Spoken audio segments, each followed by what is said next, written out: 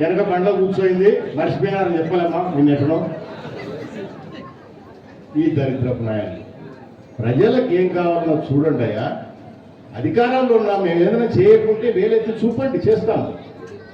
అది కానీ పనికిమాల విషయాల మీద ఫోకస్ పెట్టుకొని అక్కడ ఏం జరిగిందో నీకు తెలియదు, కనుక్కోవాలన్న జ్ఞానం లేదు నీకు. మంత్రి గారు ప్రోగ్రాంకి వచ్చారు మన నియోజకవర్గానికి. నేను ఆత్మకూరు నుంచి బయలుదేరితే గెస్ట్ హౌస్లో ఎప్పుడు ముందు తాగుతున్నానగా, నేనుగా శ్రీశైలమే చేరలే, దారిలోనే ఉండగా దోర్నాల దగ్గర చెక్ పోస్ట్ టయానికే దాటాను. 9 గంటలకు గేటు మూస్తారు, అవునా? టయానికే దాటినా. అక్కడికి పోయినా శిఖరం దగ్గర బండి ఆపిన, ఎందుకంటే అప్పటికి 10 గంటలైంది. నాకు ఎదురుగా బండ్లు వస్తున్నాయి, రాకూడదు. కొంతమంది వదులుతున్నారు, కొంతమంది వదలడంలో వాళ్ళు ఏదో చిన్న గలాట పెట్టుకున్నారు. నేను బండి ఆపి వాళ్ళని నడిచి ఎవరెవరు డ్యూటీలు ఉన్నారో ఫోటోలు తీసుకున్నాను. ఇది నేను చేసినదయ్యా. వాడిని మన పిల్లోడు, వాడు ఎవడైతే నేను కొట్టానని చెప్తాడో వాడు మన పిల్లోడే.